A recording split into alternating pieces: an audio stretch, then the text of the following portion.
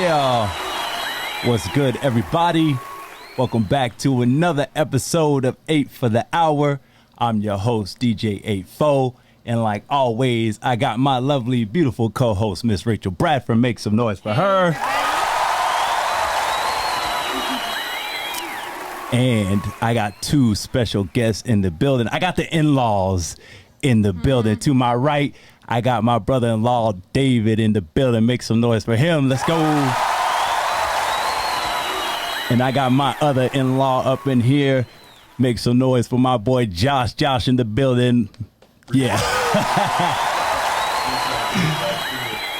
Man, so I'm glad y'all came through. I had to do it. I had to bring these two on.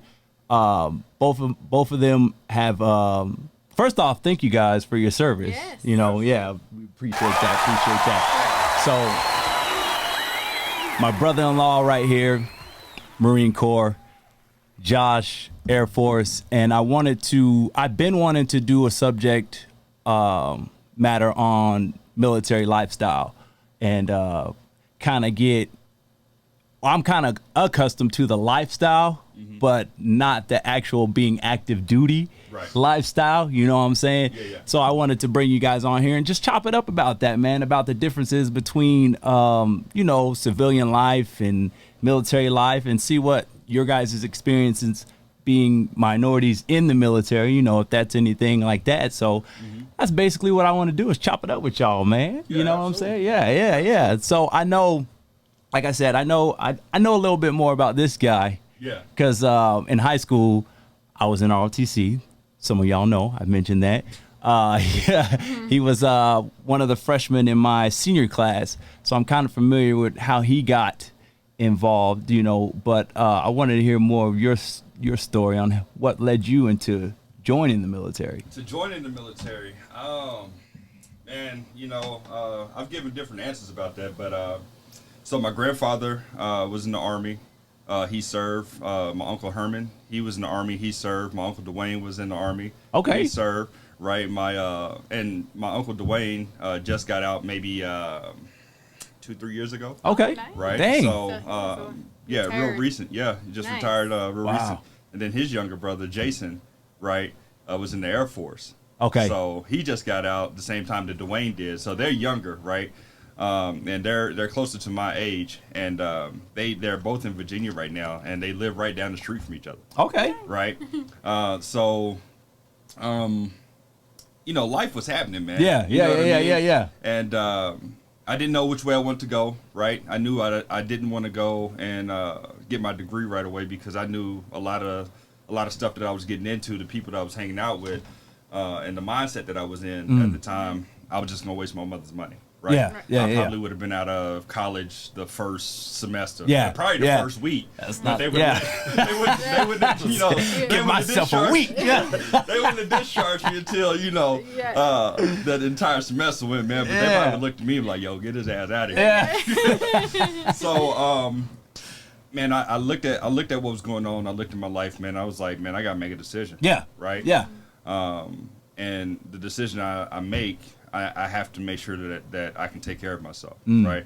So, of course, I just gave you the whole lineup of what my family, what my family was doing, right? Definitely.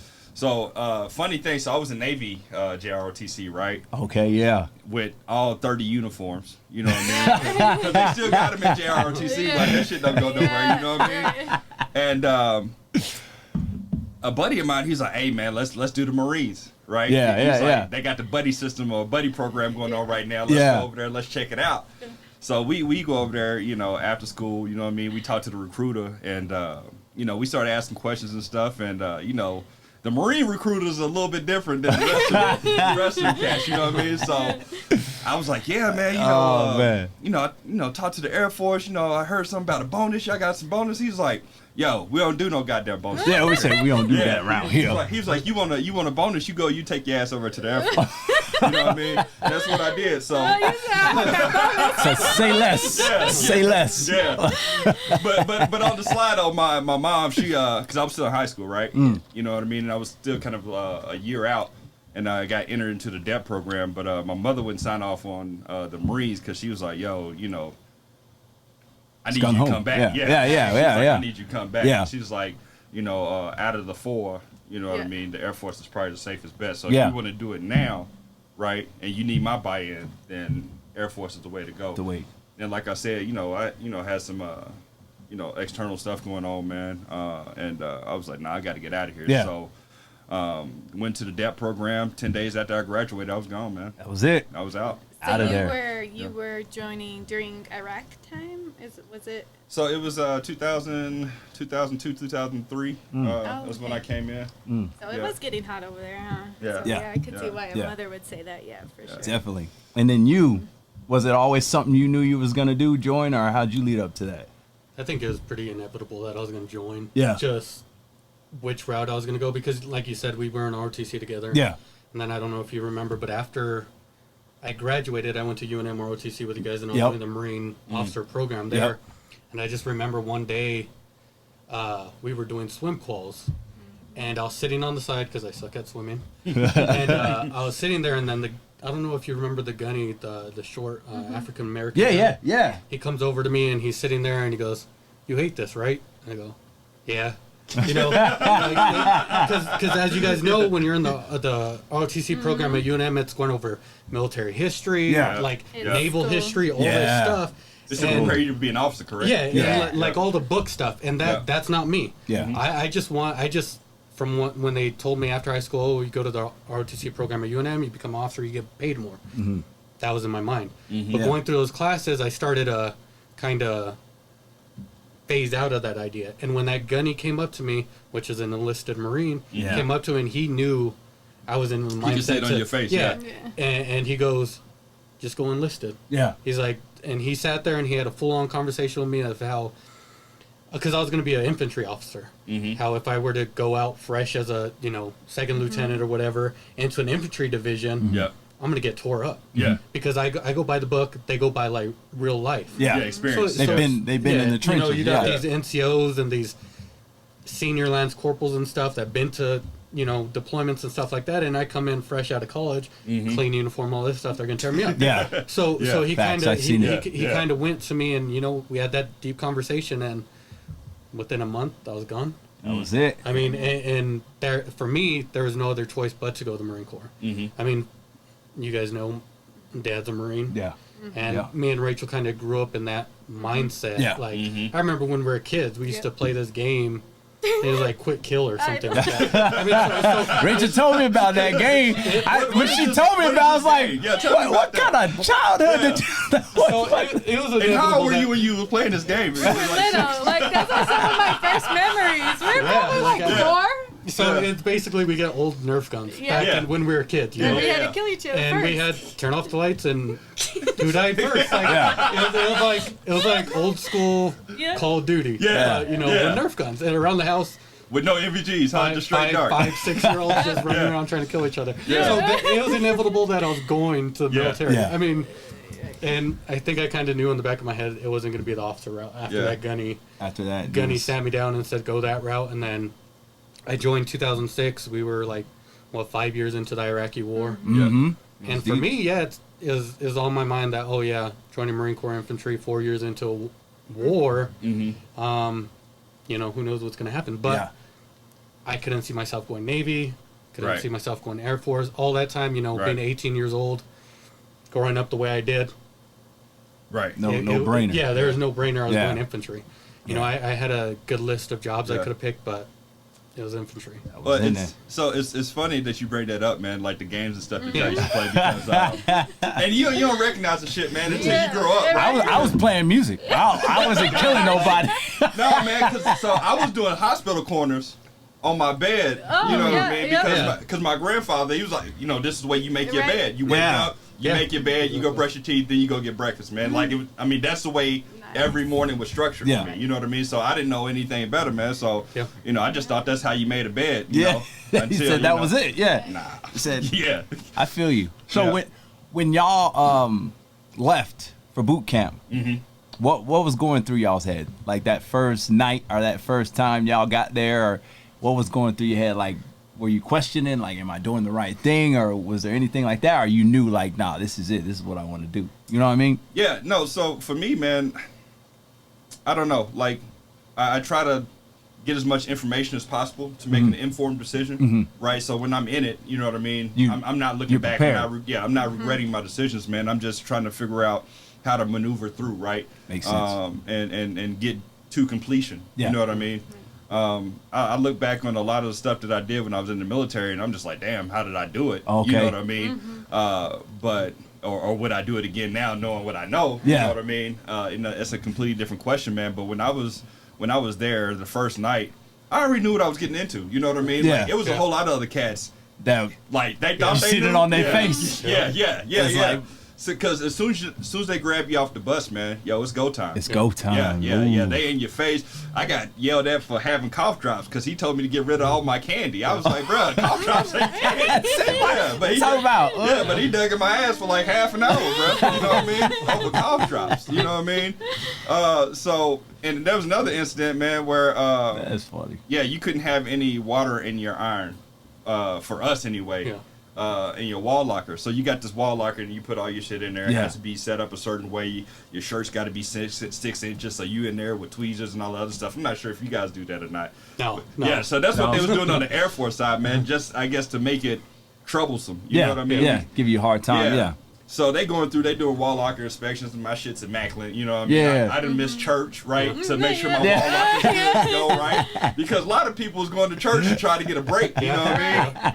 And that was their escape, man. You know what I mean? Because you go to church, they might give you some Skittles and shit, or you might be able to get some lifesavers or whatever they had. You know what I mean? Yeah. Yeah, but I was like, man, I ain't getting yelled at. You know what I mean? So I'm gonna make sure my shit good to go. I'm gonna look at y'all get yelled at. Yeah.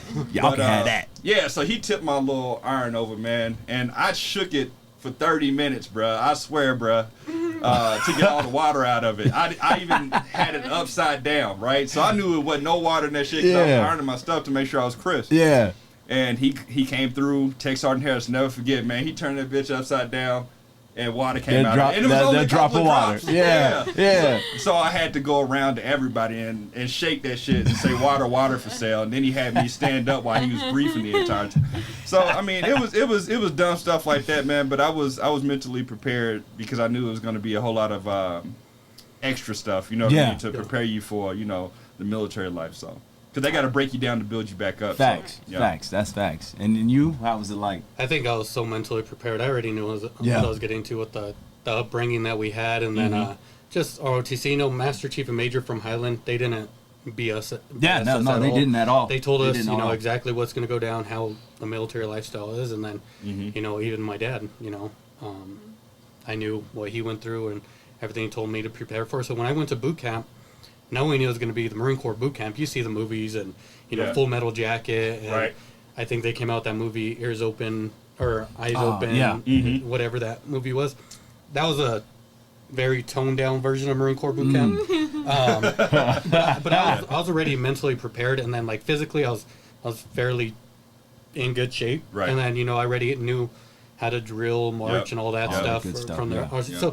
So I wouldn't say I skated through boot camp, being Marine Corps boot camp, but it was a little bit easier for me. I think I only wrote home like once or twice, and then I called. I think when I initially got there, nobody answered. I never called back, and then I called. I ain't coming back. I think they gave us a call on No more Thanksgiving, phone and I calls. called my mom or somebody, and that was really it. I mean, it was really nothing to me. I mean, I think the biggest heartbreak for prepared. me, or the hardest time I had, was when, knowing everything I did from ROTC, they put me as a guide for the platoon, and I thought that was the best thing in the world. Oh, you had the guide on? Yeah, Yeah. but looking at the back looking back at it, it didn't really mean shit. Yeah. I mean, none of that means anything. Boot camp was just like middle school or high school. Like, it was just a phase in your life to prepare you for something better. Okay. Yeah. And, but when you're in the mindset, oh, I'm the guide, I'm the top recruit, all this stuff. And then we did something in boot camp, and we got in trouble for it. And as a Can't speak on that. Oh, he said. I'll tell you guys. We taking it to the grave. We basically did a blanket. We had a blanket party on somebody. Ooh. Right? Because he was an idiot. But we did a blanket party. I was there as a guide. I'm Yeah, not you're supposed to set that example. I'm supposed to be the leader. Yeah. Well, the next day they found out he went and snitched on us and all this. And as a guide, they demoted me or whatever. They took Oh, my guy. got you. But ultimately, I came out of boot camp with PFC the same rank I would have anyway, so it didn't really matter. Yeah. But that was my biggest heartbreak of boot camp. Physically, mentally, everything else was Everything easy. you were I think prepared the biggest mental issue I had was when they said we had swim qual coming up. And in the Marine Corps, it's a week-long swim qual. Yeah, see. And I don't think the Air Force. No, not at all. No, I had. I don't think to okay. I don't think Air the Force Air don't Force do water, huh? Army They doesn't do No. swim qual. No. And the Marine Corps, it's a week long. Army either. Army I don't think Army does either. Yeah. Okay. But in the Marine Corps, it's a week long, and I'm not a swimmer. So I got up to high dive, and I faked it the whole time, doing the whole pant floaty thing. Whatever. Yeah. I knew that from ROTC. The And it's all still the same. The It's dog all paddle and all that stuff. in a way. Okay. But there's 4 different qualifications you could get. Fourth, third, second, and then Oh, yeah. twist I where you're heard- good yeah. enough to be an instructor or you're like a lifeguard in the real world. Right. But of course, for me, I faked it through everything else. But once we got up to high dive, there was no faking. Yeah, Yeah, you got to yeah, you yeah, got yeah. you got to do that So I'm one. sitting up there, and I'm kind of on the edge, and they're like, count to 3, look up, look down, and jump. That was it. Well, I was kind of doing it slow, and all I feel is like kind of a push. Oh. So that was the biggest Yeah. issue I've had was a swim qual. Ultimately, I passed, but that was the biggest issue I had physically. Nice. The running, all that stuff Yeah. was. It was good to I go. mean, yeah, the mental games, like you said, they break you down to build you back up. That make 3 months of that expect kind of gets to you, but Yeah. we grew up right here in the war zone, so Yeah, so we're used to yeah. cuss words and bad language. And Yeah, Yeah. you ain't all you ain't that doing stuff. So nothing. it there. really wasn't nothing, and it was Yeah. coming from these guys with, Yeah, they got nice uniforms and stack of ribbons on. Like I don't know them. Yeah. So it didn't really mess with me that much. Yeah. Yeah. So, I mean, boot camp to me was fairly easy. Yeah. I mean, it was just kind of a long, drawn out process. Just getting to it, you're getting it over with. Yeah, Yeah. getting it over with. Yeah. Like you said, though, there are some escapes. Go to church on Sunday or Wednesday nights or whatever it was. Go do laundry or whatever, Right. There's little escapes you could find here and there, but ultimately, if, like you said, the best route is to, kind of know what you're getting into before you get there. Thanks. So, Was there 'cause there's some guys that show up like, Oh, the green, bro. they don't with even no know what clue. the military No is. clue. Yeah, no clue. Didn't think about getting in shape Yeah. beforehand. Oh, yeah. Right, because I was running miles. Right, I Yeah, was you running was- miles yeah, before, you was getting before it I in. got there. You know what I mean? Yeah, So yeah. when they was talking about a 1.5 PT test, I was like, that's easy. Yeah. You know what I mean? Because I'm gonna be sitting down while I've been they doing still yeah. running. Yeah. I'm ready. Yeah, so they had no idea. I don't think they thought it was gonna be as aggressive as it was. You know what I mean? And they thought that you got a whole lot of cats talk about ain't nobody gonna be yelling at me, Yeah. ain't Yeah. nobody gonna be in Yeah. my face. Yep. Until Somebody- hey, bro, I'm gonna tell you what, man. Tech Sergeant Harris's that dude biceps was like this, bro. You know what I mean? And and he wanted somebody to Yeah. do Yeah. something stupid. He was you know that what I one, mean? yeah. Yeah, he was that guy. You know what I Yeah. mean? Yeah. And once they understood that they weren't gonna test him, life was a little bit easier. Yeah. Right. But they had no idea. There was a lot of people who had no idea what they was getting into. So there was nothing that the recruiters told you guys that you got into, and you were like, "I didn't say all that," or they didn't, they Listen. something that they left out. No, I'm gonna speak on Air Force recruiters, man, because I can't speak on Marine. all right, let's hear from the So Air Force. I'm then. not gonna say they lied to you. Okay. They don't tell you the entire truth. So they tell everything. you half truths. You know what I Right. mean? Yeah. Because their job is to get you in there. You know what I mean? Yeah. They got Because their once they quotas and all that stuff. exactly. So once you ship out, because after you leave maps and all other stuff, and you ship out, they done with you. You know what I mean? Yeah. Yeah. So you don't hear it. Do they not like keep in contact at all? Like they come to your graduation at least, or no? No, after, So- like you said, after I left, You never see them I again. don't even know my recruiter's name. I can't remember his name. Deerdorf is mine. Deerdorf? Yeah. And Tech Sergeant Deerdorf. I never remember that cat. I never forget that cat, man. Because like I said, they don't tell you. They give you half truths. Because he showed me this, hyped up, high powered Yeah. video about Yeah. security forces. Yeah, you know what I yeah. mean? He's like, hey man, this is what you want to do right here because Right. you see these weapons, you know what Yeah. I mean? Because he was like, yeah, you can go to Ranger school, you can go be a Raven, this, that, and the third. And I was like, shit, that's what I'm trying to do. You know Oh what I mean? yeah. I'm trying to do all of that. Yeah. Right. So And- that sounds good. Yeah, man. You know what Yeah. I mean? He's like, man, you get flight pay, Yeah. or if you don't want to do that, show me the little ATVs on the beach where they got the little polos and shit. You know what I mean? Down there where they Look got- nice. Yeah, Everybody looking nice and everybody, pretty. everybody nice. You know I what like mean? that. you know, in Hawaii or wherever the beach was Yeah. when they took those photos. And I ain't getting none of that, man. I mean, my first 5 years was spent in, you know, one of the coldest places out here, man, in Great Falls, Montana. Oh, you know what I okay. mean? So I was out there for 5 years, and yeah, you know, I mean, to just kind of give you an idea, like they got ski days off. You know what I mean? So like it's too cold, right, to do anything. So they go to minimum manning. Right, and then everybody else, you know, go skiing or something. You know, okay. So, and how many years did you do total? 11 and a half. 11 and a half. Yeah. Word. And you were 4. Yeah. Yeah. So and then does the branch wars still go on within that? I know, like when we were coming up in high school, it was like, man, don't join this branch because, you know, they do this and that, and then don't join this branch because, you know, I remember I was talking to an Army recruiter in high school. No. Marine Corps recruiter in high school. And he made the comment, he was like, man, you don't want to join the Army. You know what Army stands for? And he's like, aren't real Marines yet. I was like, oh, no. So does that stuff still kind of go on? Like, I'm going to let you tackle that question first, man. I think so. Yeah. Not necessarily with recruiters, because like I said, after I made my decision, the recruiters, it didn't matter what they said. Yeah. I was leaving anyways. Right. And they already knew they weren't going to BS me into anything. Like the bonuses, I think I told you the bonuses before are usually crap, you know. Yeah. That you got to read the fine detail on your contract, how you're going to get that bonus, and you know all that stuff. And like I said, they didn't really beat around the bush with me. I said, hey, you know, took my ASVAB, whatever. These are your jobs. Nope, infantry. Like you said, Marine Corps doesn't really do the bonus thing.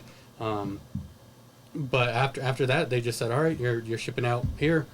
Said, no, can I get a suitor and date? And within a month, I was gone. I didn't do the whole, what is that thing called where you're working up to boot camp? The delayed entry? Delayed entry. Yeah, I was in it, but I didn't participate in anything. Yeah. Like, I didn't go to their softball game or their swim or their, you know, swim He's like, days. I ain't doing none of that. Yeah, I was like, no, none of that matters. I'm leaving a boot camp. You know, and then within a month, I was gone. Like, I was supposed to go to softball games and all that crap. And I never did. I was like, no, I know where I'm going. I know what I'm doing. Like, said, I'm good. It's not a big deal. So, but while I was in high school, there was that real pushy Navy recruiter. I don't remember his name, but he would take me to lunch. Or I think we went to a movie one time. Yeah, I think Navy was really on it. He was in high really school. like They were really pushing on it. us. Yeah. And I'll tell him no. And then for my junior and senior year, he was only the one that was really trying to push me, convert me to going to the Navy, but lunch or movies or you know, all this stuff, Lobo tickets or whatever it was. And you know, at one point I just kind of realized, well, I'm not going to the Navy. I'll just use it for what he's giving me. You know? Right. Yeah. So that was really it, because even after that I went to college for a year, so it didn't matter what they were doing. So, but I think it really is. They kind of, you know, like you said, Army aren't real Marines yet. You know, the Navy is like the Marine Corps taxi. Air Force is known to, you know, the chair force, you know, the keyboard warriors and stuff like that. So, I mean, but nah.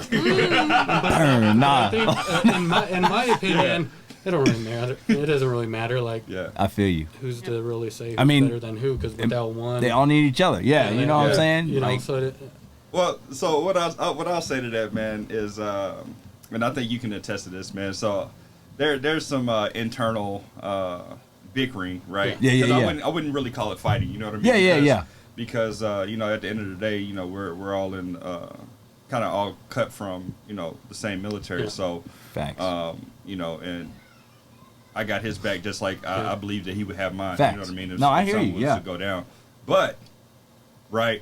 When you get all the branches in the same spot, it goes down. It goes down. That's why. That's what I want to hear about. No. But I mean, so for example, man, we were so I ran convoys and whatnot when I was out in Montana, right? Yeah. So we would go down to Guernsey, Wyoming, and we trained with Delta and all the other stuff for convoy attacks and all that stuff, quick response and all the other good stuff, right? So when we did have little downtime, like when you go to these training facilities, man, like you out in the middle of nowhere normally, you know what I mean? Because you got to have, you know, a massive range to be able to go out and have actual simulations of what you're trying to do, right? Okay. So you need to get it as close or as real as possible to what you would actually be facing, right? Makes sense. So we needed terrain and mountains and all other stuff. So so we're out there in the middle of nowhere. There's like 2 bars. There's like a gas station that sold bread, right? It wasn't really much out there, and I think it was like a Mexican restaurant, you know what I mean? Yeah. So we ended up talking to some locals, and there was a cliff jumping spot. out there. So, you know, we all out there, Navy, Marines, Army, Air Force, right? Because we all kind of shared the same barracks when we were out there. So everybody having fun. It's like just a nice little 15-foot jump, you know what I mean? Everybody diving off of it and shit, you know what I mean? Until the Marines kind of disappear, right? Yeah. Because it's always the Marines, man. Like, because, you know, the stuff we was doing wasn't good enough. Yeah. 10-foot jump. Ain't nobody trying to jump off that little 15-foot ledge. We trying to repel off this mug, right? Yeah. So you're right. So you look up, it's like 3 or 4 Marines at the top of this jump. I know how they think, boy. And then all you see is bodies start flying off the side of this fucking mountain and stuff. And I'm like, okay, cool. So, you know, they swim back, they do it again, you know what I mean? So they come back. Now they talking shit. You know what I mean? Because everybody else from the other branch is still on the little 50. Yeah. Keep it safe. Keep it safe. Yeah. We ain't got nothing to prove out here, boy. So, you know, y'all made it. Yeah. So they talking a lot of mess and you know, they talking, you know, shit to everybody and wasn't nobody biting this time. You know what I mean? Because normally they be like, you know, fuck it, I'm gonna go and I'm gonna do it myself. Yeah. So they look at me. Right, and they isolate me, right? And they said some choice words, man, and I'm not gonna say what they said, right? I'm PG. And I was like, oh, is it like that? Yeah. I was like, well, shit. I was like, I felt like, you know, the shit they said to me. Now I gotta do it. You know what I mean? Yeah. So I climbed the side of this mountain, man, and a couple of the locals and stuff, they up there too. I was like, well, shit. I was like, jumping this high, man. I can't jump this high with no shoes on. You know? So now here come the excuses, right? So one of the locals was like, yo, here go my shoes. Yeah. Right. Yeah. Here you go, right here. Here you go. Yeah. So what size you wear? I got you, man. Not your side. Yeah. So I got up there. You know what I mean? So they saw me. They was like, hey, man, you ain't gotta do this if you don't want to, man. We're just messing with you. You know what I mean? I was like, nah, shit, I'm up here now. I gotta do it. It's too you late. know what I mean? It's too late. So I was like, hey, bro, I was like, do me a favor. I was like, look over the side of that ridge. Point to where I gotta jump. I'm not gonna look down. I'm just jump. You know what I mean? Gonna do I was like, bro, I'm trusting you. I was like, don't point. Don't point. Don't be on no bullshit. You know what I mean? I was like, point me into the same direction, bro. And that's what I was talking about earlier. You know what I'm saying? The trust. You know what I mean? Yeah. So my dude he looked over. He's like, jump that way. So as soon as I see my man arm go up, I just took off running. You know what I mean? And then I jumped, and I felt like I didn't jump far out enough, you know what I mean? Because my nerves got me as soon as I didn't feel the ground no more, you know what I mean? Yeah. And I was like, oh shit, you know what I mean? So now I'm burrowing to the ground, but I'm horizontal with the water. Oh my God. Right? So jumping that high, you have to pencil dive. Yes. You know what I mean? You have to get as steady as possible. Yeah. So, but I'm parallel, right? And now I'm facing the rocks. Oh my God. Right? So I'm not looking out to the water. My face is turned toward the rocks. So I was like, man, I'm dead. Yeah. Oh my God. I don't know if you have been in a near-death experience, man, but like that was it for you, bruh, because all I could see was rocks. I was like, this is it. I'm going into these rocks. That's it. Like, bruh, I was like, this is it. So like a little calm came over me. I was like, man, this is it, bruh. Man, peaceful. You got bruh. You really had a near-death experience. So I got peaceful and everything for yourself. Because I've been cliff jumping like once or twice before, you know what I mean? But it was, you know, I think maybe 25 feet max. Man. It wasn't 80 like that was. That shit was, you know what I'm saying? That's funny. So I hit the water, boom, right?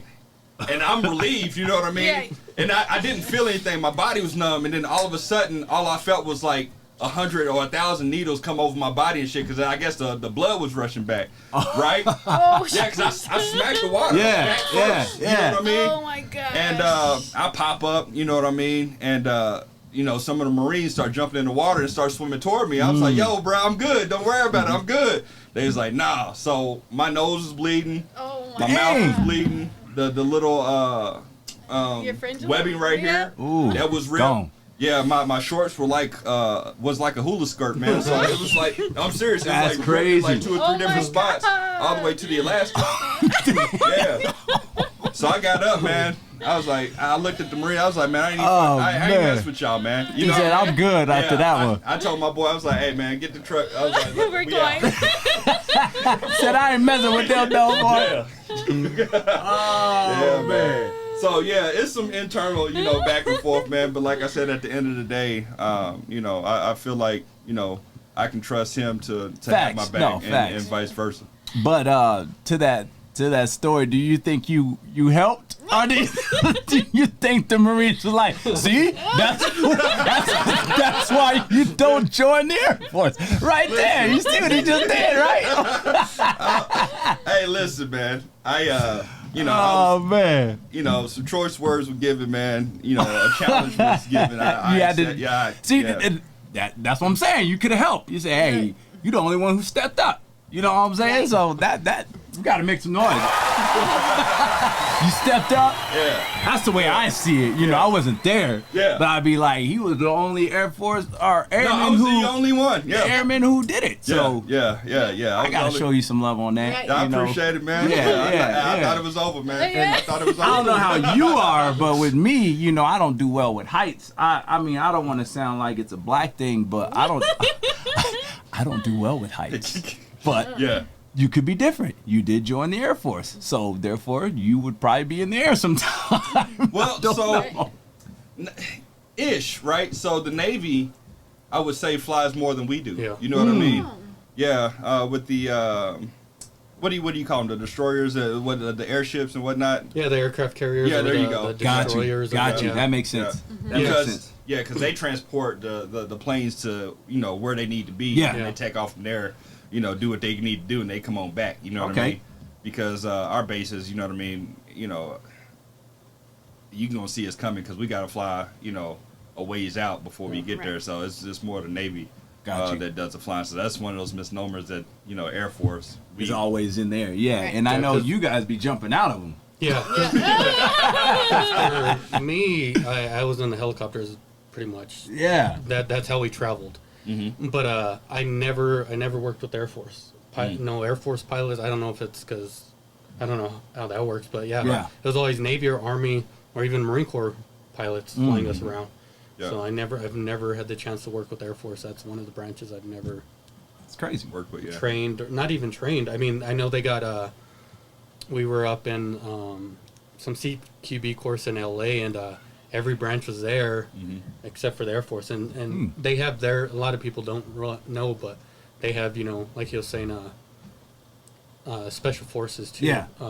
The PJs. The PJs. Yeah. Oh, okay. Yeah. Some of the security force guys, stuff like that. Mm-hmm. So, but they're the only ones I've never worked with. Yeah. And I've never flown with an Air Force pilot. So. Dang. Okay. I think even when we flew to Japan, it was a Navy pilot. So that's just one of the misconceptions people have. Yeah. I was one of those people. Y'all put me on game. Yeah, man. I'm thinking Air Force. I'm saying, like, you want to fly? Yeah. You know what I'm saying? You hear Navy, you're like, oh, you want to be in the water? Yeah. Right. And Army and Marines, I associate with dirt, grass, and you know what I'm saying? Like, that's just my association with them. But yeah, that's I mean, good information. Marines they're an extension of we're an of the Navy. amphibious branch, so we're just nothing but water. That's why we do the swim test, the swim quals and everything like that every year like that, because in the infantry, at least in our unit is broken down into 3 companies. They had 45 guys each or whatever, and I was lucky enough to get put in with the helicopters. Mm-hmm. So wherever we traveled, it was always by helicopter. And then with the other 2 companies in our unit, one was a track unit. They drove the A-track, or they rode in the A-tracks or the Humvees. And then we had a boat unit, and those dudes did the fast boats, those small little black, special forces. I forgot what they're called, and those are for the better swimming infantry guys. Okay. So everybody got put into kind of like a specialty unit. But yeah, every pilot we had was either Navy. I think I had 1 or 2 Army, but mainly Marines pilots. What would be the hardest, or what would you guys say was the hardest transition from civilian life to that military life? Was there anything? I know you guys said you guys were pretty much prepared, to make that leap and go to boot camp, but was there anything that was like, man, like just so different from being out and then now living this different type of lifestyle? Was there something like that sticks out in your head? So are you asking about transition from civilian to military or from military to civilian? Both. I want to hear from coming out of the civilian life and entering that military lifestyle. What was that like? And then I want to hear going back to that. You know what I'm saying? Mm-hmm. Was there anything that sticks out in your head that was different? I think for me, it was going from civilian to military was fairly easy. Okay. It was just a fact of being away from being away from Albuquerque, because that was really would be the longest time I've ever lived away from Albuquerque. Yeah. But in my head, it was nice. I was fairly lucky. I mean, I went to boot camp, I went to infantry school, all that stuff, and then after infantry school, you get sent to your duty station. Well, when I was in infantry school, I cracked my foot. They held me back. The unit I was going to graduate infantry school with, they went to like West Virginia or North Carolina on the East Coast somewhere, muggy and nasty and humid. So I kind of looked out there, and I got stationed on Camp Pendleton right by San Diego. Nice. So that 1 month, kind of, and being down in San Diego area, I mean, it was awesome. Being 18 years old, military, Yeah, I just came back from San Diego. Living in San Diego, I mean, you can't beat it. It was one of the top, besides Hawaii or 72 degrees. or besides Hawaii, nice. that's the top, duty station. So I lucked out. It was fairly easy in transition for me, but going from military to civilian, I think that's where it really was difficult, and it still is 11 years later, because going into Marine Corps infantry, right, 4 years into Iraqi freedom and stuff like that, everything from day one, stepping off into those yellow footprints, your entire response is, kill. That's embedded into your head for 4 years or however long you stay in. And being infantry, it transitioned from yes sir, no sir, yes corporal, no corporal, to kill. Kill. Like, that was your response. When a higher up said, do you understand, or something, and you say kill. Like, so it's embedded into your head. So transitioning from that type of world to where that's not even in people's daily lingo, that was the hard part. And once you get back, whatever, and they give you your TAPS class, transition assistance program classes, I think it depends on how long you have left to get out. Like, when I got back, and by the time I got into TAPS, it was only like a week long. So you spent 4 years or 11 years in this mindset, and then a week of classes saying, hey, just forget everything you just learned for the past 4 years. Go back to being a normal person. That sounds rough to me. Yeah, I don't know. I mean, transition in, I think, is a lot easier. Than that out. In transition. And I would have to agree with you, man. And this is exactly what he said, right? Yeah. Because when you're coming into the military, they're preparing you to get something done, right? Got you. And and this is outside the normal scope of what civilians experience, man. Because we're in different countries, executing orders, right? And some of it, if people got wind of what what was really happening going down, you know what I mean, they be like, for real, that's what y'all doing, But they prepare you to be what they need you to be in those situations, right? Got you. So when you're getting ready to get out, for enlisted, it's different, right? So for officers, and I've talked to plenty of them, right? One of my business partner was an officer, right? And so some of these officers and higher ranking enlisted folks write packages for what the next job's going to be, right? So the officers have connections, they work with the community, they do this, they do that, they have networks to where when they get out, they're already set. Okay. Right? So when you're talking about somebody who's enlisted and who hasn't done 20 years, right, there's no network for you. Right? There's a week-long class saying, hey, you need to get ready for civilian life. Right? And like what he was talking about, language is different. Right? Language barrier is completely different. How you interact with folks, completely different. Expectations, completely different. Right? So, if he says he's going to do something, I can almost guarantee it that he's going to get it done. Right? Like I don't even know him. I just met him today. But if I ask him to do something and he said that he's going to commit to doing it, I can almost 100% guarantee that he's going to do it. And if not, he's going to call, he's going to let me know and be like, hey, man, I can't get this done. You know, can we reschedule, or can I do it a different day? Or you're going to have to find somebody else, right? But that communication is going to happen. Yeah. Right? On the civilian side, it's not that way. Yeah. You know what I mean? Yeah. Somebody might say they're going to do something. They might not. You know what I mean? Might not hear back and don't know why. And exactly. I feel you.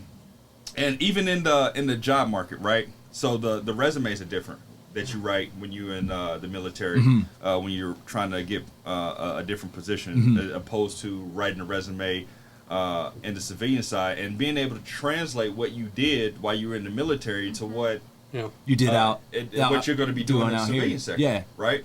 Because when you start throwing out jargon and acronyms and stuff like that, they don't know. They can care less, right? They're like, I don't know what this. What did you do? You know what I'm saying? Like, I don't know what none of this means. So So somebody in the civilian sector could look at your resume and be like, man, this dude is underqualified, when actually you're more qualified than the person that you probably talked to. Yeah. You know what I mean? Yeah. You know, I never thought about that, man. And that could be why a lot of veterans have a hard time finding jobs after, you know. No, you're absolutely right. Because, but I never even put that in my mind. So but when you're saying, I'm like, dang, that makes so much sense, because they don't know. You can have all the credentials in the world, but if I don't know what you're saying, I'm like, no, I got to go with this guy because he was the manager over at, you know, so he has that manager experience. But if you got all this, and I'm like, I don't know what that means, man. I got to go with this manager that has 10 years experience of man. You know, so that I'd never thought about that, man. That's crazy. That's crazy. I think that's ultimately what gets me, is how he's saying what we did in the military doesn't really transition to the real world. Because, for example, when I was in Marine Corps and we were back here in the States, I went to a school combat lifesaver course. I learned more in that school in like maybe 3 weeks than I did going to my civilian side EMT school. So when I went to my three month long course over at CNM, doing what civilians would do in that situation, and I'm kind of like, no, that's, you know, I learned it this way, you know. It didn't really transition, because I don't know, it just didn't make any sense to me, because I learned more 3 weeks in the Marine Corps combat lifesaver school than I did in 3 months at an EMT school. And that's what I was telling you, a lot of the stuff that I'm doing through personal training when it comes to the respiratory system and all that other stuff, I learned a lot of it pre-EMT school when I was in the military. Because every infantry unit has a Navy corpsman attached to them. So essentially they become a Marine. They live with us, eat with us, sleep with us, everything we do. And that's basically what their job turns into. They wear a Navy uniform, but they're a medic with us. And they're the ones giving those courses. So what they go through overseas and all that stuff in a combat zone is a lot, I wouldn't say more simple or harder than what they deal with on the civilian side. So that's what it was, you know, I learned more in that 3 weeks than I did on the civilian side, but they don't see that. They automatically see like combat lifesavers course 3 weeks, and they're like, you didn't learn nothing. How much can you really learn in 3 weeks? But they don't understand, like, that's what you're doing all day long. You know what I mean? And, you know, what he's talking about is, okay, from the time that I get up to the time I go to sleep, that's all we doing. You know what I mean? We're out in the field, you know, doing life-saving rescue and stuff, self-aid, buddy care, you know, how to apply, you know, bandages or whatever to a chest, open chest wound or whatever. So I think they need to have skill bridge programs. I think they need to have intermediary programs to where, you know, there are people speaking on behalf of these individuals getting out saying, hey, this is what this means. I agree. So you might see 3 weeks, and that's just like CNM, right? So with your CCAF or whatever the equivalent associate's degree you have in the military, none of my credits transferred over. Nothing. Right? So when I was, because I had one course to finish my CCAF, and I was like, it's an associate's degree, it's an equivalent, right? It's a military equivalent. So they'll take majority of these and I'll be done in no time, right? I got 3 credits that they accepted. Man. Right. Man. But how is that? Right. It doesn't make no sense. And it's usually the boot camp part that counts as like college credit for some reason. Right. Oh, does it? Yeah, and I didn't know that. And it's weird because I don't see how my Yeah. time in boot camp can, compare to going to college. Yeah. Yeah, Like well, it doesn't really, at least for me, got 3 credits for going to boot camp. man. And I think it was for like the elective credits or whatever, if Yeah. you take like a weightlifting class or whatever it is. I think that's what it was equivalent to. Yeah. So Man. I did not know Yeah, that. pretty weird. So think about this though. So if I was to get out, because I was security forces, right? Yeah. And I did it for 11 and a half years. Yeah. So if I was to get out and I wanted to be law enforcement here, yeah. I would have to start all the way over. Nothing helps. You're saying nothing you did helps. I would have to go to boot camp or their training camp academy. here. So Yeah, the nothing academy. you did in that 11-year career helped. I think the only benefit it's going to help is when we go to the shooting ranges and stuff like that. We'll be better marksmen when it comes to qualifying. Yeah. Or the physical fitness part or stuff like that. But like, No, but I'm saying they don't look at your resume and say, "Oh man, he's done 11 years." Yeah, there's no here." accelerated course to say, And- hey, and okay, just- this yeah. is Let's- this is let's just get to 'em get here. you acclimated, Yeah. right, to what we're doing, right, in Yeah. transition, and yeah, nothing. nope. See that? Even like I think Scott man. Scott was military police. Yeah, Marine Corps military police for what 11 years, however long he did. gets out and has. Gets out, has to Nothing to go do through BCSO's. Yeah, the academy again. The academy again. Like as if Damn. I mean the only thing it benefits is if you're going to police department or something like that and you have a job where you went to the range, you shoot a little bit better than everybody else. That's all it really. And maybe the altercation parts. Because I think every branch usually sends you to like a de-escalation class. Or More something like that. more like a self beneficial thing, like Yeah, knowing you can yeah, handle it because yeah. hey, I've Right. done You know. 11 years Just or like 4 years. typically anybody could really prepare but themselves as a it just civilian. blows my mind that it doesn't change anything No. as far as if we both went. There would be no difference between me and you. We'd both have to Yeah. start from scratch and From be like, scratch. man, I think that blows the my only mind. difference is some Jeez. places now are giving you kind of bonus points for being in the military. I don't know if Yeah. APD does it anymore. Yeah. You'll get like because there's some departments that give you they hire you off of points. They categorize like put everybody in categories by amount of points they get. So if you came out of the military, maybe you'll get 3 extra points. And then however you score on the Nelson Denny or whatever, you get a certain amount of points, and then the physical, then the shooting, then all the other stuff. The only benefit is you'll get a couple extra points. So Man. as long as you do decent on all the other areas, Mm-hmm. you'll usually get hired. It's crazy. And I think that's why you see quite a few veterans going to a police department and stuff like that, because they get a couple added. Do you points guys onto think there. that the government takes care of veterans after they leave the military? Like, what are your thoughts on that? Do you think I'm gonna let you lead on this one, man. Go For ahead. me personally, no, no? because I'm not doing anything for them anymore. Mhm. It's kind of like if you were to leave, say when you left JCPenney's, Mhm. you no longer get your employee discount. You don't get the Yeah. all those little benefits anymore.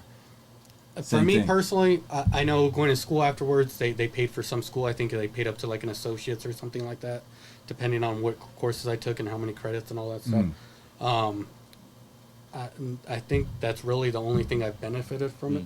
As far as medical care, I try not to go to the VA because if I call in to try to make an appointment, I'm waiting months on end. Yeah. Or yeah. I've been out since 2011, 2014 after inactive ready reserve or whatever.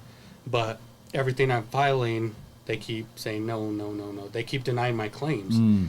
And because they're saying that there's no proof that any of my medical issues have arisen from being in the Marine Corps infantry. Yeah. Out of all places, like, oh, your knees aren't. We can't prove your knees are terrible because Oh my god. you hiked with 80-pound packs. Yeah, up yeah, the hill, or Yeah. rappelled out of a. We don't know a if it came helicopter. from that. Well, you said you played football majority of your life. Yeah. Yeah, but I never had knee injuries. you Yeah.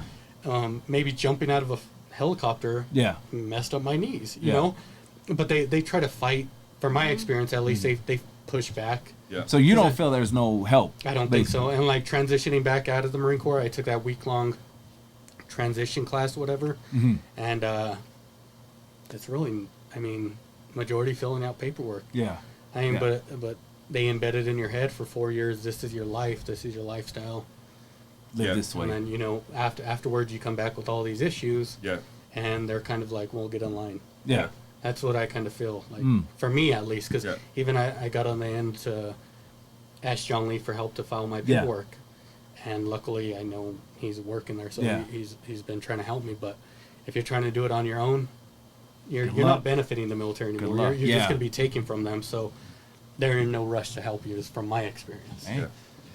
So it's varied experiences, right? Because I've talked to people to where they love the VA. Yeah. Right. They love because they're 80%, 90%, Yeah. 100% disability, so they're getting a check coming in. Yeah. They're able to get in to be seen at the VA. And then there's people that's in the middle. You know what I mean? Yeah. So working in the office that I worked in, there was a tremendous gap in mental health services during the pandemic. Okay. Right. So they actually decreased a lot of the mental health services that they were providing to the veterans. Oh, okay. Right. Yeah. And there's no way during a situation like that you decrease mental Right. health services. Yeah. If anything, you Increase it, yeah. right? Definitely. To ensure that the veterans are good to go, because I mean the stat is out there, right? 22 veterans a day Yep. Yeah. suicide, Yeah. right? Man. So how do I mean you can only think about how that compounds, Yeah. right? Yeah. And in isolated situations where you're left to your own devices, right? Now Right. you're stuck with everything that you had to endure in the military alone, right? And the VA isn't, and they're not supporting you in the way that they should. So it's a mixed bag, man. But Yeah. I think where it starts is in the military, Yeah. right? So they want you at work, Yeah. Mm-hmm. right? I was at work with a broken toe, right? Yeah. A couple broken toes, bro. I got the blue boot on, Yeah. right? Yeah, Riding yeah. around with my weapon, Yeah. with my rucksack. I got my 210 rounds of whatever I'm carrying, Yeah. but 203 and everything else. So I mean, in reality, what good am I, right? If I can't run Yeah. and do everything that I need to do yeah. to capture, recapture assets, Makes sense. right? And whatever I was doing, but they wanted me at work, and they don't the medical facility is there, right? Yeah. But they don't encourage you to use it, Yeah. right? Because you got manpower issues, right? So so we low man right now, right? So I was under the PRP program, which is a personal reliability program. So if you went down on PRP, there was a whole thing you had to do to get back up on PRP. So they was like, man, can you tough it out? You know what I mean? Yeah. We need you at work. You know what I mean? So to be able to get your disability claim, it has to be on record, Yeah. right? That you were seen for that while you were in the military. But if your leadership's saying, hey, we Right. need you, don't go, Yeah. Yep. it never gets documented. Yeah. Right? So nobody is saying, hey, Jones, you need to take care of yourself. Yeah. Right? So, when we off shift, you know what I mean, go to sick call. You know Yeah. what I mean? Yeah. Make sure that you go take care of that, because, when you get out, they're gonna need that documentation. Yeah. Right? Nobody talks to you about that. Yeah. You know what I mean? Yeah. The only thing that matters is the mission. Yeah. That's Complete it. that. That's it. That's all that Right. matters. So if they're not preparing you for what they're requiring from you when you get out, Yeah.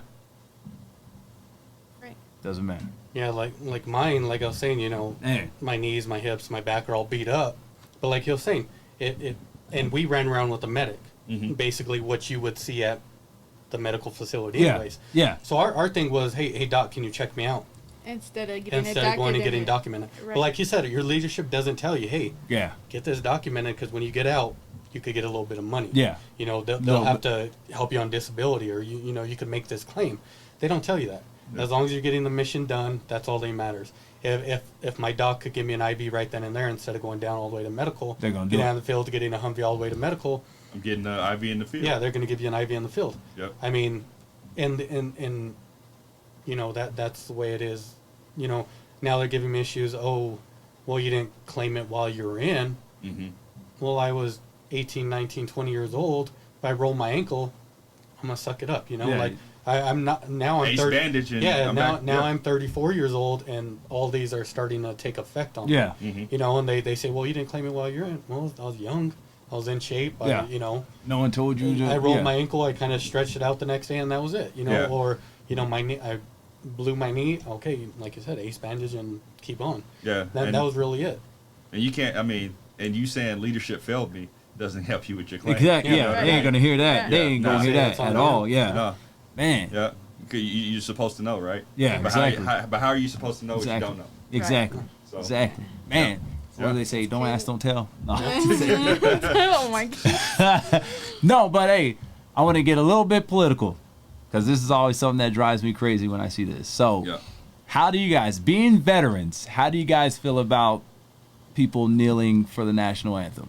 Being veterans. I think people are probably going to be surprised by my answer because I was Marine Corps infantry. You know, you're front of the lines, doing all that stuff, fighting for freedom and fighting for the flag. I don't care. Yeah. Kneel if you want, because that's what, in my eyes, that's what I went and fought for. Mhm. Is your freedom to go and kneel, your freedom to express yourself, your freedom to say and do what you want. Mhm. It's part of America. We're the land of the free. Yeah. And you do what you want. If you, yeah, people died for the flags. I had friends that died for the flags. Yeah. I got friends that got their legs blown off for the flag. All that stuff. But that's what we're out there fighting for. Mm-hmm. In my eyes, we're fighting for your right, your freedom to go and kneel. You know, I hear you. That's just my opinion. I Like, hear you. as a veteran, doing what I did and losing the friends I did and everything, and people bring that up. Oh, people died for that flag. Yeah, but we fought. He did it for your right For these reasons, yeah. those reasons exactly. You know, Yeah. if I kick you off a football team because you're kneeling on a flag, how is that freedom? Yeah. Like, you should be able to express yourself any way you can. Thanks. Thanks. And I think that's probably gonna piss off a lot of my veteran friends, but Well, I mean, you that's my make opinion. perfect sense I mean, because that's- if you really, to me, I'm a speak as a civilian, Yeah. but Yeah. I feel like if you're really that patriotic and you really stand by what you're fighting for, Yeah. like you said, that's Freedom. one of the reasons. So Yeah. you got, even though you might not like it, yeah. that is what you're out there for. That is I your mean, sacrifice for that reason. So I don't know. see why they kneel. Like, Yeah. I get the reason, like the idea behind it. Yeah. And yeah, it's a little disrespectful, whatever, but Yeah. That's you their gotta choice. bite your tongue, and that's the freedom you fought for in my eyes. So So let's take it back, right? So when you look at it, and when you're in basic, right, boot camp, whatever, they give you guidelines on how to dress the flag, Yeah. right? Yeah. It shouldn't be touched. It shouldn't touch the ground. Yeah. It shouldn't be worn as clothing. Yeah. Yeah. Right. But there are people who are patriotic, right? That break a lot of the rules with the flag. Yeah. yeah, That should never be broken. Yeah. Right. Thanks. So if you want to address the kneeling, you have to address all of it. Everything. Yeah. Yeah. I Right. agree. Exactly. I agree. Like it all has to be 100%. addressed. Let me hold on. Let me make some noise for that. I like Yeah. that. I like that. It can't be a singular conversation, right? Yeah. You can't pick and choose what you like, what you don't like. Yeah. When you're talking about the totality of everything. Everything. Right? It all has to be addressed. So when you're talking about, looking at things over the 4th of July, when you got people out there saying America with their American Everything. flag shorts, Yeah, with no shirt on, everything. with the Yeah. bandana, Yeah. right? Right. Shooting off fireworks from both arms, you know what I mean? You're Yeah. disrespecting the flag. Yeah. Right. By definition. Yeah. Definitely. Right. I agree. So, but when people are talking about kneeling, then they're talking about Kaepernick, right? And, Yeah. and the stand that he took there, Yeah. right? Because people have been protesting in different ways Yeah. for years now, Yeah. right? Yeah. So, but now when we're talking about kneeling, we're talking about Kaepernick, we're talking about what happened there, right? So, and if you're looking at the whole evolution of that process, right? He was sitting before, right? Yeah. He wasn't kneeling. He Yeah. was Right. sitting before. Yeah.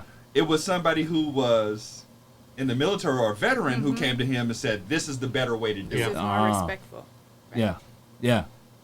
Right? Yeah. So now, if we're talking about, military veterans, civilians, it was advice from somebody in the military who told him to do that. So Gave him who that. are you upset at? Exactly. That's a good point. That's the question you should be Yeah. asking yourself. Facts. Who are you upset at? Facts. Yeah. Should No. you, or is it directed in the right way? Yeah. Because he got this advice from somebody who served. Yeah. Does that make sense? Yeah. Right. So should you be mad at Kaepernick or Are the you person mad who at gave who him gave him that gave them dropped the advice. gems on them. Yeah, Right. yeah. So I mean, it's multiple levels, man. Yeah, I feel you. There's a lot that goes into it, but I think you know, I'm on the side of what you said, man. You know what I mean? I think we fight for those freedoms. Yeah. You know what I mean? And I think that's what makes us different. You know what I mean? To where we can agree to disagree. I think we can have civil conversations. I think we can, you know, have disagreements and still, you know, be American and still, you know, have each other's back and love one another. Thanks. So, yeah. I agree 100%. So, long story short, Yeah. I mean, short answer. Yeah. You don't feel disrespected with that, with the kneeling. No. You don't feel disrespected. No. Okay. I just wanted to clarify that. Yeah. Coming from two veterans, you know what I'm saying? So, yeah. And there's going to be veterans who watch this that's going Yeah. to have issues. With Oh, what of we course, just said, of course, of course. You And- know, but I wanted to hear from you guys personally, you know, because I see it all the time. You know, Yeah. they're disrespecting veterans. They're, you know, people died for this country and that flag, and I wanted to hear from two people who actually live through it, because the majority of people I see talking about it have no clue what it is to be a veteran or in the military. They just have that brother-in-law or that Yeah. cousin-in-law that's Yeah. and you know what I'm saying? So hearing it from you guys, Yeah. you know, And I get it because, you know, they're an extension of. facts. Right. No, 100%. And, you know, they have a great respect for what that person went through, Exactly. right? Because, you know, when you're talking about PTSD, Yeah. TBIs, and everything else, Yeah. that trauma, right? They see it. Yeah, Right. facts. Right. And for them, it's like, you know, I know what that person's going through. You know, how dare you Disrespect them. Yeah. their struggle Yeah. and everything that they've been Yeah. through. But, you know, again, you know, myself. Addressed it as yeah, a whole. Yeah. Address Yeah, that as a no, whole, I and that would agree. help. Yeah, Yeah. I I agree agree. 100% to that too. Yeah. I think they should I start agree. doing that. Yeah. It's both ways. I feel like because of my family was in the military, Yeah. I know the sacrifices. Yeah. I personally am gonna stand up, but I've never been in Kaepernick's shoes to see like what he's protesting. So like being a black male having to do with the police brutality. So if he's gonna kneel, that's his choice. That's his peaceful protest, and I'm okay with that as long peaceful. But I'm not gonna be like that's wrong and I'm right. There's no right and wrong. It's just what you want to represent, and if everyone just left it Yeah. at that, I feel like it's fine. Because it's all symbolism, right? Yeah. Yes. Yeah. Yeah. That's Yeah. it. That's what it comes down to. Yeah, 100%. Man, I had Last another. one. Yeah. This one, Vanessa. No. Two Oh. more. So, kind of touching on the whole thing with the Yeah. race thing. Yeah. Was being minorities, was there ever a time in the military where you felt like you had more obstacles, or was there anything that stood out to you that didn't seem right at the moment, or anything that you thought wasn't right, to the fact that it played a part on you being a minority? Any experiences like that? For me, no. No? I think we kind of touched on it earlier. Marine Corps infantry is like a whole different Oh, breed. yeah. Like, we have a mix of literally every Everything. race. And it's a world where you live, you eat, you sleep with these guys, you train, go overseas with the same Depend on guys. for your life.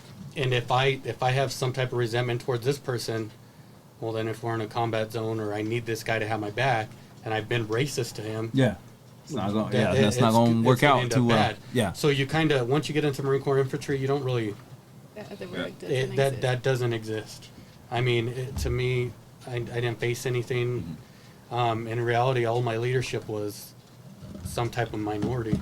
That's cool. I mean, my squad leader was African American, had a Puerto Rican team leader for a long time. Like, you get everything. Every walks of And life. like in Rachel that. said, that word doesn't even exist in that world. That's what's up. You So, seems a little different on Yeah. this side. no, it's a little different, Okay. man. So, of course, it isn't just outright, in your face, Yeah. type of racism, Yeah. that you would experience. Cause I'm from Kentucky, right? So Yeah. I was just on a national podcast last week, and they asked me the same thing. Well, it was kind of the same thing, but they asked me about, how was it growing up in Kentucky, Yeah. right? and completely different experience. Like it's in your face, you know, like you know, no bullshit. Like this is what it is. Like we ain't trying to hide it, right? But I have experienced that, you know, even to the leniency levels are different.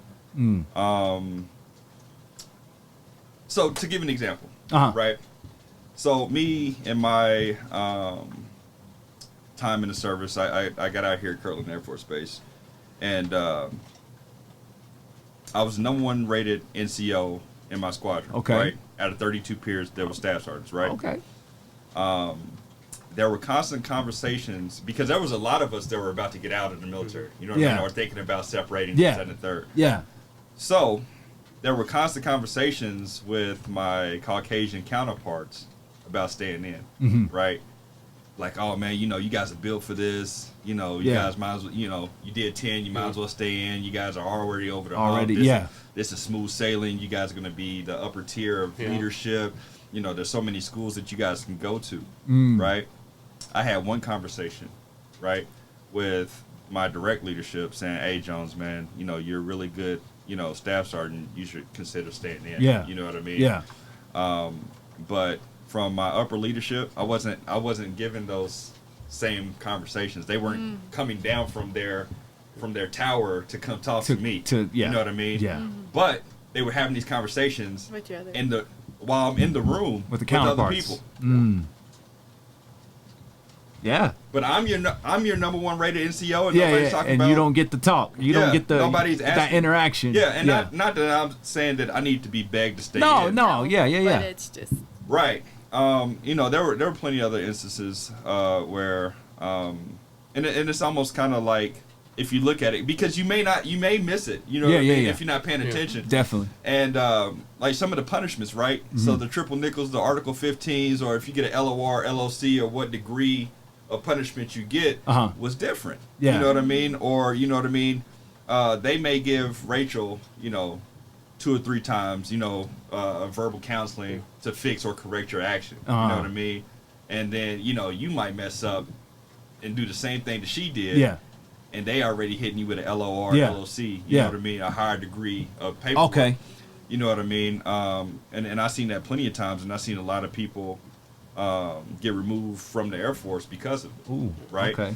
They had this thing called the SWAT team in security forces, which was shit, weeds, and trash. Yeah. Right? yeah. And when you looked at that group, 80% of them were minorities.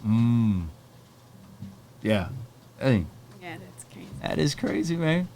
That's crazy. I'm glad you shared that, you know, because I never, like, it's always been on my mind, because I know I shared this before on a couple episodes that was my thing. Like, I was going to join the military at one point, and then things happened, things changed. I ended up doing other things, and that was one of the reasons why I had older people talk to me that had served, and they were like, "Oh, don't go this branch.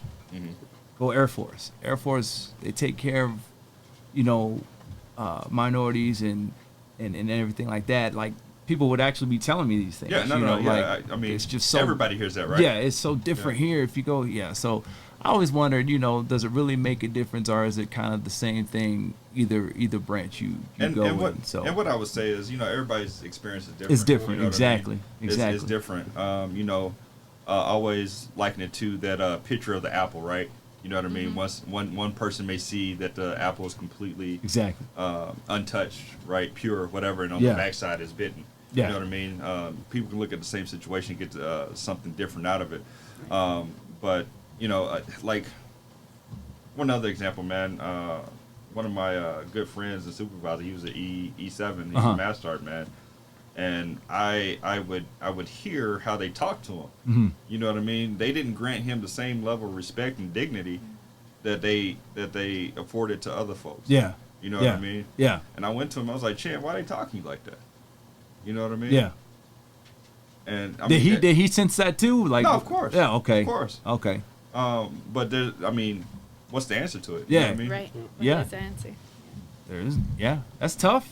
That's tough, man. Yeah, and you kind of think about class too. Like, I'm sure there's a huge percent of Marine infantry is minorities.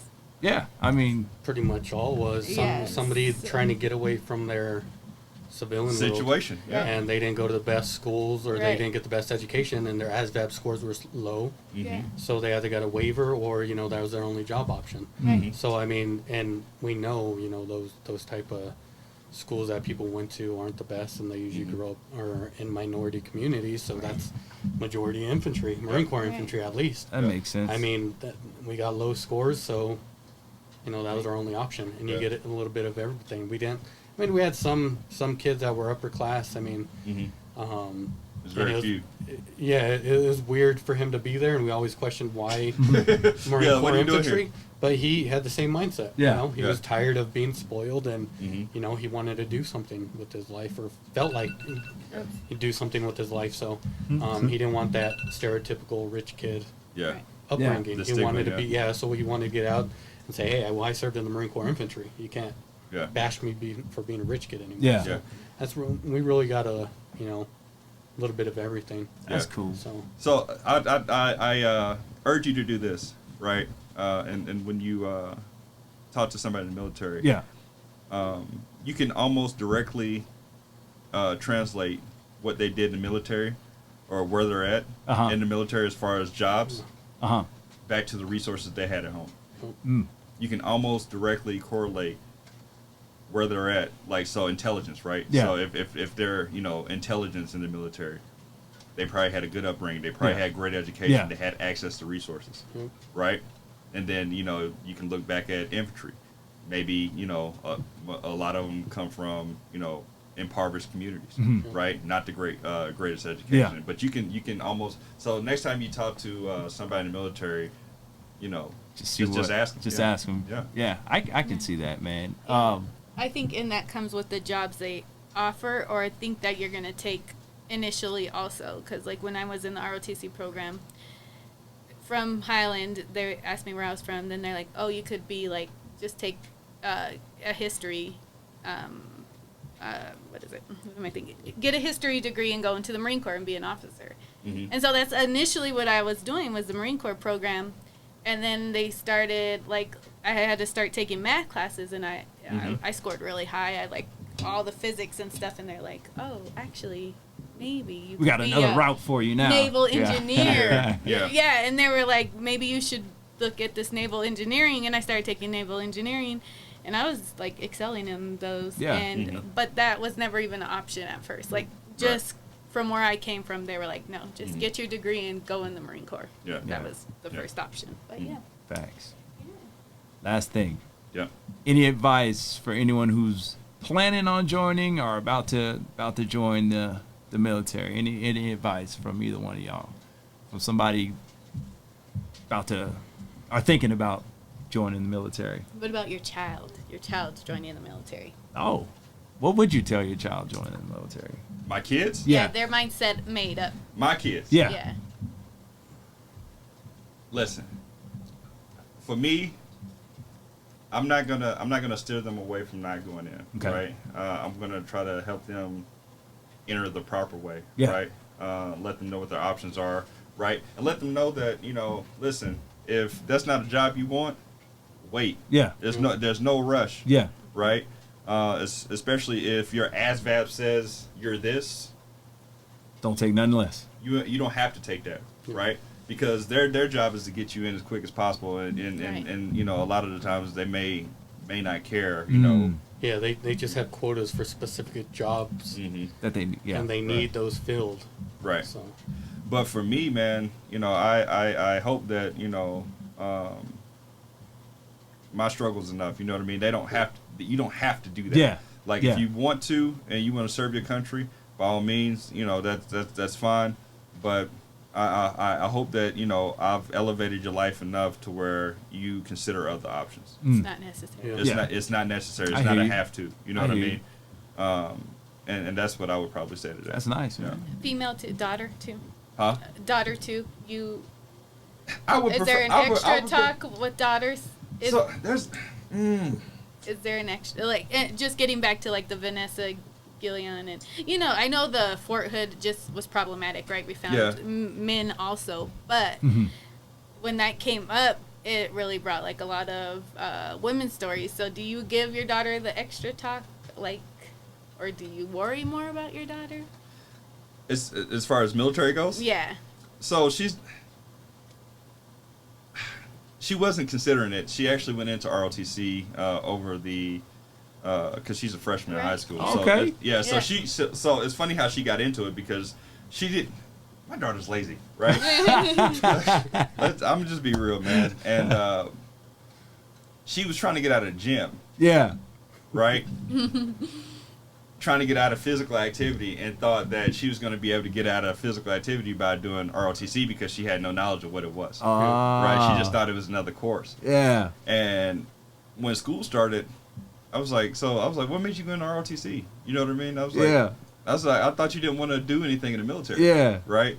And she was like, well, I just didn't want to go to gym. Yeah. You know what I mean? I was like, so you went to ROTC? Yeah. I was like, that's like a mini boot camp. They're about to have you running miles. You know what I mean? You about to be hitting these push-ups. I was like, at least in gym, you be playing badminton. Yeah, you're doing something. Yeah. I was like, man, you should have came and talked to me first before you made that decision. That's funny. But at the end of the year, they kind of start gassing her up a little bit. Right. Like, oh man, you're a natural leader, in which I believe that she is. Yeah. Yeah. You know what I mean? Yeah. So now I think it's something that's on the table, and I think that's maybe a conversation that needs to be had. Because it may be completely different. Because I'm not sure for you, because I know some of the females in security forces. When I went in, when I was in Montana, the flight chief was like, oh man, Rodriguez, we about to give her the 240. Well, she's only 5'3". Yeah. You know what I mean? I don't know what the 240 Me is. neither. Large machine gun. Yeah. Oh, okay. Yeah, the 240 Bravo. Learn something new every day. 240. Yeah, it's a 33-pound gun. You know what I mean? And you got ammo packs and got you. Bandoliers and shit that you got to carry, man. So got you. And what it's cool, man. It helps build character, I guess. You know what I mean? It helps you get into that military mindset, saying, hey, I have to be able to overcome any type of situation. Yeah. But somebody who's brand new, right? So if something kicked off, you're expecting this person to perform at a maximum level? Yeah. Right? Yeah. Just saying. I'm just saying. Yeah, just saying. And then of course you you get into the sexual assault and the heavy drinking in the military and all that other stuff. So, yeah, it's probably a conversation that needs to be had if she's thinking about it. But right now, I think I'm lucky enough to where, and I don't want to say lucky in a bad sense, right? Yeah. That they're thinking, because I thought I didn't have any other options. You know what I mean? Right. For me, I was like, yo, I got to get out of here. Yeah. This is my quickest way out. Right. You know what I mean? Makes sense. So. And you, Max, if he... It's ultimately going to be his choice. I mean, I have a feeling he's going to go. Yeah. I mean... It's in your guys' I'm a Marine. DNA. My dad's a Marine. His dad's a Marine. Yeah. I mean, I think he's going to go. Yeah. I'm just going to feed him my experiences. Mm-hmm. And I mean, ultimately, he's going to know how it took a toll on me mentally and physically. Yeah. So hopefully he chooses a different route to where, I mean, it's going to be different in, 12 years from now. Fact. The military is going to be a whole different world. Yeah. But, if he decides to go Marine Corps Infantry, he's going to have to know what toll it takes on you mentally and physically. Mm-hmm. And I don't want him to live with what I live with, so he's going to need to know. And plus, he needs to do a job that's going to benefit him on the civilian side, in case he doesn't do the full 20 years or retire from the military. Right. Because I have two regrets. It doesn't really make sense, but I have regret of joining. Mm-hmm. Because now I'm left with no skills back on the civilian side. Yeah, I could shoot and I could run. I'm physically, fit and all this stuff. But how's that benefiting me on the flip side? Mm-hmm. That was my one regret, was doing the job I did, but in my brain I couldn't see myself doing anything else. Yeah. And my other regret is now it's getting out. Mm-hmm. Because I should have done 20. Mm-hmm. I should have, in my head, I'm thinking like I should have stuck, bit my tongue, and went through with my crappy leadership at the beginning, after my second deployment, and just kind of rode it out. Mm. But you never know. If you go overseas and you have a crappy leadership, you may never come back. Yeah. So that was in my mindset, and there's a lot of political stuff going through. At the time, they were trying to change up the Marine Corps uniform, which you can't do. Yeah. I mean, the Marines are known for uniforms. Yeah. They were trying to make unisex uniforms and all this stuff, and me, no, hell no, I'm not doing that. And then getting out, and my whole thing was to go and be a cop. Yeah. Oh, then that didn't pan through, so now I'm kind of left with no skills. I transitioned to the real world. So, and I think that's what I'm gonna tell Max. As far as like women go, I mean, that's a sad situation. That sucks. That really sucks. Yeah. But it happens everywhere. If people knew the stories that happened on Camp Pendleton, and I think that's what sets Marine Corps apart too, is you don't hear much about what goes on in the Marine Corps or at these Marine Corps bases because everything's taken care of in-house. But, you know, it happens everywhere. I mean, some of the stories we dealt with, you know, us being so close to Mexico, you had Marines running immigrants, you had drug running, you had all kinds of stuff because you hit San Diego. Tijuana is right next to San Diego. San Diego leads to Camp Pendleton. Camp Pendleton, 30 minutes from L.A. I mean, who else are you going to get to run you drugs, you know, if you're the cartel, besides the Marines that have access to a shortcut? Yeah, that's crazy. Immigrants, I mean, you have all this illegal activity. I think it was just more known about her because her parents made it, you know, so heightened. And I think they need to do that. Yeah, But definitely. you got to think about there's 18, 19, 20-year-old kids handling these cases. You don't need all this backup to be a, you know, crime scene investigator, all this stuff. If that's a job you fall into on your ASVAB, that's where you're going to go. And you could be 18, 19, 20-year-old handling these files. And do you really think they give a crap? I mean, it's sad to say, but how much attention, how much attention are these kids going to put into looking into another sexual assault case? Yeah. Or is this one going to be more important than the one that came in yesterday? Yeah. Because, I mean, everywhere, if you go work at a normal job, this happens all the time. I think it's just set apart that she was a soldier in the military, and that's supposed to be, you know, it happened on a military base. Yeah. I mean, somewhere, you know, I think they could have done more.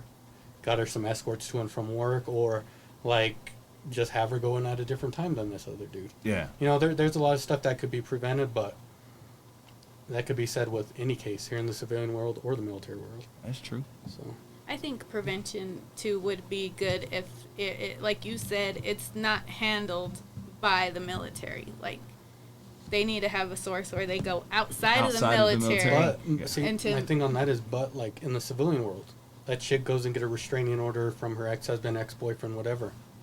Is that really going to stop them from finding her and doing her harm? No, I know, but that would have been the same aspect. They could have gave her a restraining order, put her at different times to work and all this stuff. But if he really wanted to get to her, and it sounded like he did from what they did, he's going to get to her.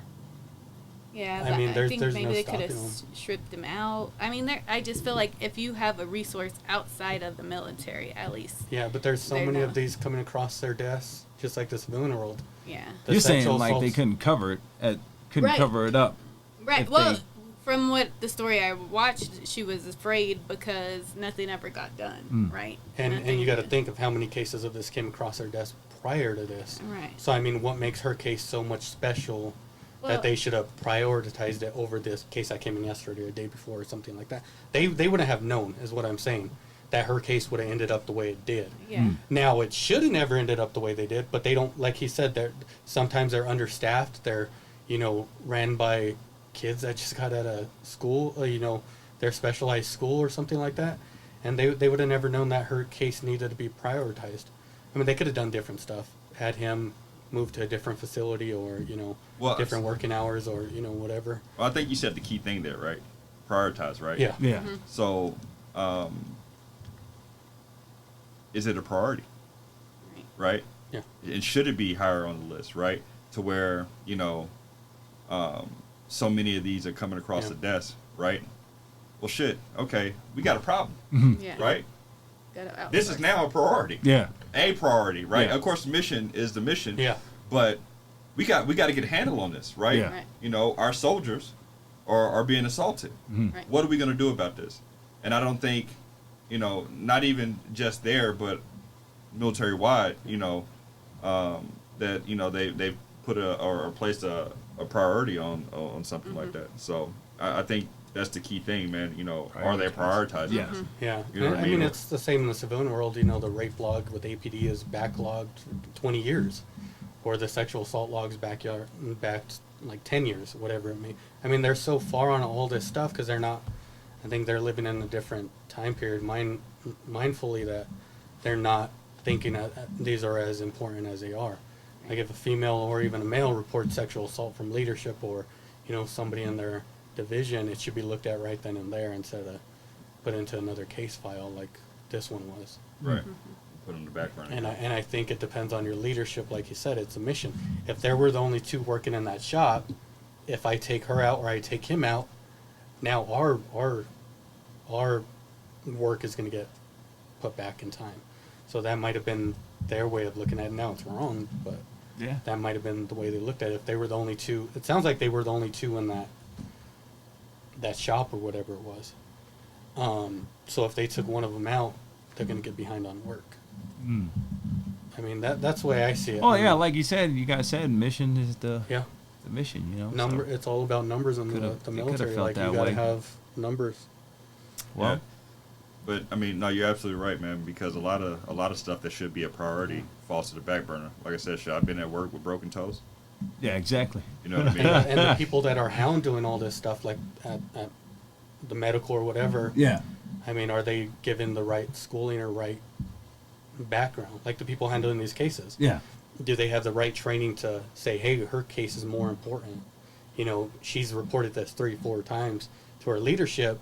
Let's look at this one instead of one that has 1 or 2 reports or whatever. It depends on the people handling the case. I don't think the military kind of gives you as in-depth training like when it comes to stuff like that. Yeah. Because we do have our annual trainings and stuff, suicide prevention, sexual harassment training, all that stuff. But it's looked at as like a joke. Just get it over with. Yeah, Get just it over another with. Get your thing signature. to and how many pass. people actually pay attention to that because it's not pertinent to their job. Like when it came to us, Marine Corps Infantry, bunch of dudes. How much are we going to pay attention to a sexual assault class? Yeah. I mean, we live with a bunch of dudes. Who's really going to get sexual? In our Yeah. minds, who's really going to sexually assault somebody? Technically, in the civilian world, a lot of stuff we did would be considered sexual assault. Yeah. Slapping each other's asses or Yeah, stuff like it that. was- Stupid stuff. Yeah, the If I were language to, and if everything. I were to Yeah. do that to a female, then it's considered sexual, even to a male. But we don't look at it that way. So maybe her command came from an infantry unit or a different unit that didn't look at these cases as that important or as sexual assault even. Yeah. No, Just that because this makes guy's sense. harassing her, asking her out constantly, or grabbing her ass, whatever. Maybe her leadership didn't see it as sexual assault. I mean, but they don't have that background that they should. I mean, that's the way I look at it. No, that makes I mean, sense. it sucks because she was a soldier serving her country, and Yeah. Yeah. she was next to somebody that should have her back. Yeah. And Yeah. probably never thought he would do something like that. Yeah. I mean, that sucks. But Thanks, I man. think it got high end because her family kind of went after everybody. Well, yeah. Dang.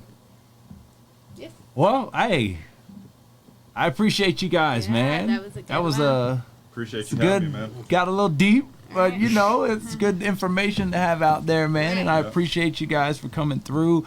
And also, I want to shout out this guy because if it wasn't for this guy, I wouldn't be doing this podcast right here. So I got to make some noise for that.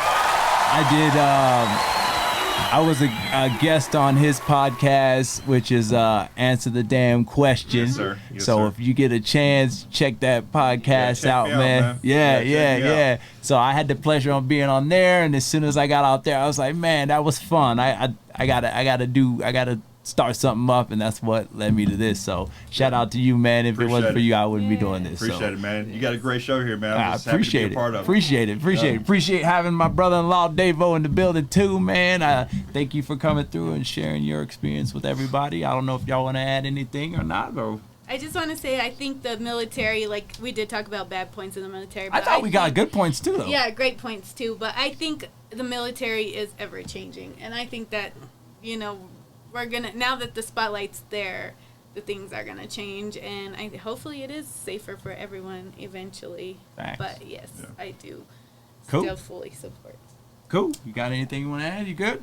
Hey, man, shout out to my wife, man. Hey. I was going to shout her out at the beginning of the show, man, but I'm just on positivity right now. Yeah. You know what I mean? And always, I just want to, give love to the people that support you. Facts. Right. You know what I mean? Facts. Because there are people that are the anchor, you know what I mean? The positive influence in the background, man. Definitely. And my wife, she has encouraged me. She has pushed me to do to greater heights and to do better things, man. So, she's at home right now. We got a daughter on the way. Yeah, so, man. Yes. Yeah, August 22nd, yes. man. So I'm excited about that, man. But even through her pregnancy, man, I just started a new business. I'm consulting now. Yeah. Government relations, and she never batted an eye. You know what I mean? She was like, the time is now. It's a great opportunity. Got Do that it. support, man. Yeah, that's what it's all about, yeah, man. so- And that just helps. So Yeah, so I don't think I could be doing, half the stuff I'm doing without my wife. That's man. what's So, up, man. Shout out We're to gonna the have wife. to yeah, have her on definitely. here too. Yeah, she's gonna have to come through. We're gonna have to come through again and Yeah, man. do some Hey, do some whenever you couple need- thing. I don't know. Yeah, we'll- whenever you need me, man. Oh whenever I already you need know. me. I already know. You Yeah. good? You want to? No, Yeah. I'm All right, good, cool, yeah. man. We out of here. Thank y'all for tuning in, man. Peace. Hey, hey, hey,